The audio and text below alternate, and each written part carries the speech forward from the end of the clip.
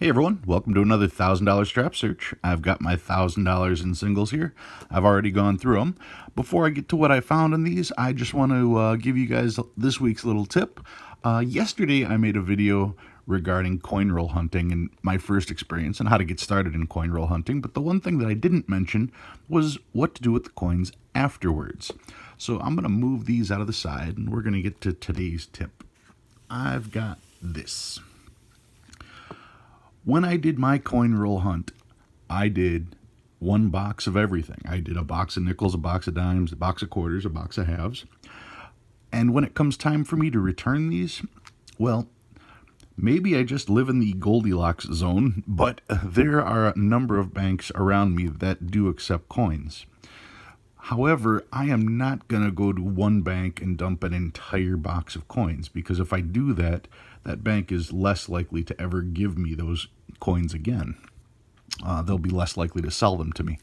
So what I did was, since I had each of those boxes, I took 10 rolls from each box and I put them into one container.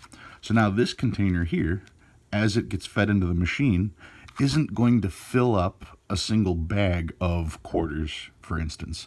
Each of those coin machines generally holds roughly 2 boxes worth of coins. If I'm only putting in 10 rolls versus 50 rolls that are in the box, I am less likely to fill the bag in that coin machine, and I'm less likely to cause additional work for the tellers. Now, be it that I live in an area where there are numerous places for me to get rid of my coins, I do have that opportunity to do that. But just so you guys are aware, don't cause additional work for the tellers. If it means making 2 trips to get rid of your coins at one bank or 3 trips to get rid of your coins at one bank, so be it. You don't want to go in there and make them empty the bags and empty the machine every single time they see you, because that's just going to cost you in the end. They're going to be less likely to give you coins. So that was my tip this time. I just wanted to make sure that I put that in there, because if I was going to talk about coin roll hunting and how to dispose of them, you guys should know. Anyway, I've got 5 containers like this. I'm going to 5 banks today. All of them are just going to think I'm turning in my change, and it's no big deal. So let's get on with the search. What did I find this week? I had a lot of good pulls. The first one, I'm going to hold this one by itself. Not a major deal, but it is an error. It's a slight error. I don't think it's going to be worth any money or anything like that, but it is something that I did find. You'll notice that this is a cutting error. You're going to notice how wide this side is and how narrow this side is over here. So this was just an off-center cut. Usually these don't increase any value until you actually start to get a cut that involves the ink. But it's something you can encounter, and since I've been on kind of an error spree, and I will be bringing out a major error shortly, I figured I'd start the day with this one here. So now let's tackle the rest of them. A couple trinaries. This one's 2s, 3s, and 7s. 2s, 3s, and 4s. That's always a neat trinary. Anytime you have a trinary with sequential numbers is cool. A trinary with 1s, 3s, and 5s, all odd numbers. 0s, 7s, and 9s. That's another one. 0s, 9s, and 6s.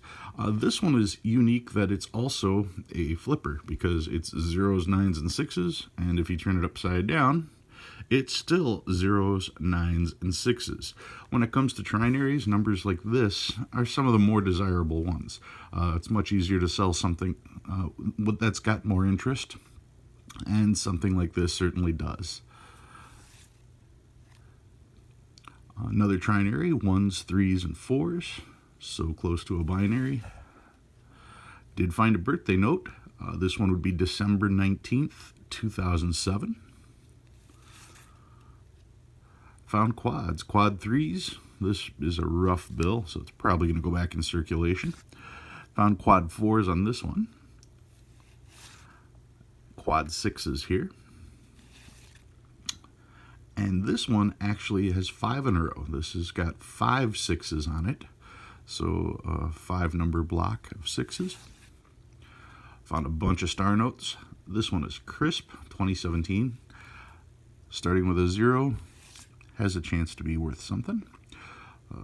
Quite a few 2013 stars. Not in real good shape. It's got a stain there. 2013 crisp. A couple folds in the star note. Lots of 2013s. Another crisp one. This one's seen some wear. More stars. More stars. Lots of stars in this group. Then we get to the older notes that I found. This one's a little raggy. It's from 1999. This one is in 1995. Remember, once you hit 95, you're looking at 88A, 93, and 95. You're looking to make sure that they are not web press notes. You can see by all the markings right in this area here. This is definitely not a web press note.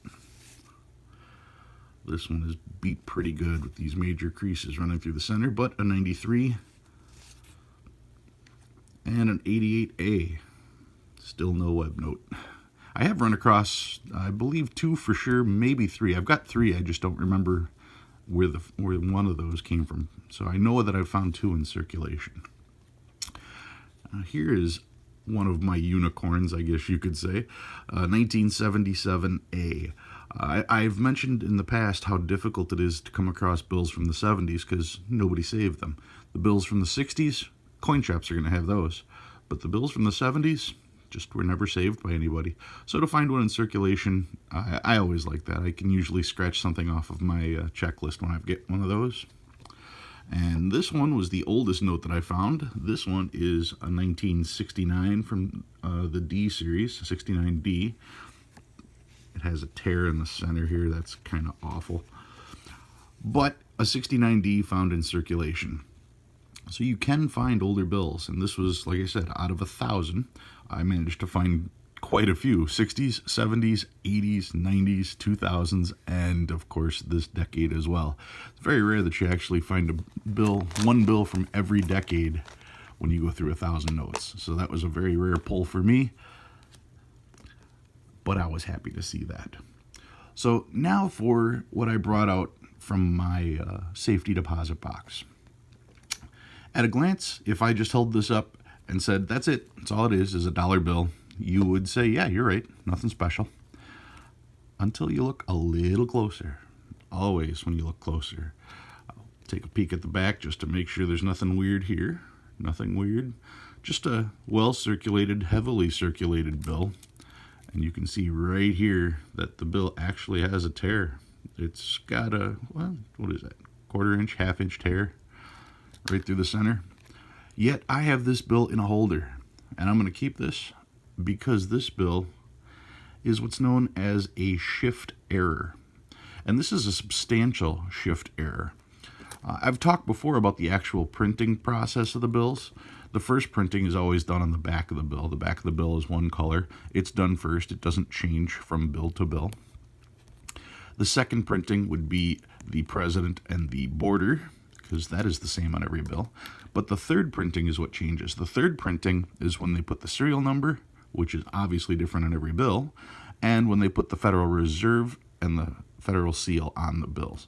And since the seals change with each bank, and since the numbers change with every single bill, that is the most likely spot that you're going to find errors. So what is the error? Well, the first clue starts right here.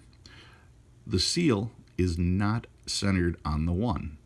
So that's not a major deal, but all of the green is printed together. So that is your first hint that, hey, there's something wrong with this bill. There's definitely something off. When they print the green, they also print this, and they print the numbers. And that's where you find the true portion of this bill that makes it so unique. Right up here, you've got what's supposed to say F1, which is the position on the sheet that this bill is located in. I can go over that at some other time. But F1 was the location on the entire sheet that this bill was made. And it has the number 3 printed over the top of all that.